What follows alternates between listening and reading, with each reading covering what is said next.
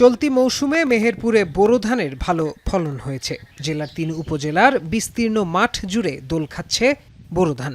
অনুকূল আবহাওয়ায় জমিতে সোনালী ধানের শীষ যেন আশ্বস্ত করছে চাষিদের। প্রতিটি মাঠেই ধানে ফুল হয়েছে। এ অবস্থায় সর্বোচ্চ ৩৬ ডিগ্রি সেলসিয়াস পর্যন্ত তাপমাত্রা ধানের জন্য সুবিধাজনক। এমন তাপমাত্রায় ধান দ্রুত দানা বাঁধবে এবং কাটার উপযোগী হবে। প্রয়োজন হবে না অতিরিক্ত সেচের। অন্যান্য বছরে খরা থাকে, সেই হিসাবে দেখা যাচ্ছে যে ধানের অনেক সমস্যা হয়, পোকামাকড় লাগে বা রোগ বৃদ্ধি বেশি হয়। এই বছরে কিন্তু সেটা নাই।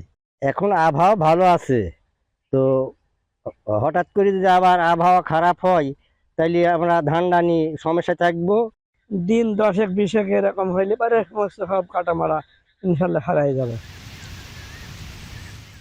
তবে আবহাওয়া অনুকূলে থাকলেও কৃষকদের মনে রয়েছে শঙ্কা। যে কোনো মুহূর্তে তাপমাত্রার পারদ ঊর্ধ্বমুখী হলে বিপাকে পড়তে হবে চাষিদের। বিশেষ করে তাপমাত্রা 40 ডিগ্রি পার হলেই বোরো ধানের ক্ষেত্রে তৈরি হবে সংকট। তাই তাপমাত্রা ঊর্ধ্বমুখী হলে জমিতে পর্যাপ্ত পানি ধরে রাখার পরামর্শ দিচ্ছে কৃষি বিভাগ। পোকামাকড় বা অন্যান্য যে সমস্যা থেকে তাদেরকে কিভাবে ধান যাতে ঘরে তুলতে পারে সেই সম্পর্কে যে পরামর্শ আমরা দিয়ে চলেছি।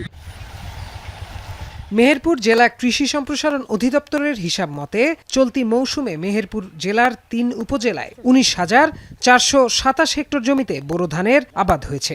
উৎপাদনের লক্ষ্যমাত্রা ধরা হয়েছে ৮৪,৭৬১ মেট্রিক টন। 18 নিচে আসলো ধানের চিটে হতে পারে বা 36 হয়। আমাদের এই মুহূর্তে তাপমাত্রা এর মধ্যেই বিরাজ করতেছে। আমাদের আর 1 মাস পরেই আমাদের ধান কাটা পড়বে। আমরা বলবো যদি তাপমাত্রা বৃদ্ধি পায় সেক্ষেত্রে মাঠে পানি ধরে রাখতে হবে, তাহলে আমাদের কোনো সমস্যা হবে না। প্রতি বিঘায় ১৫ থেকে ১৬,০০০ টাকা খরচের বিপরীতে ২২ থেকে ২৫ মণ ধান উৎপাদনের আশা চাষিদের।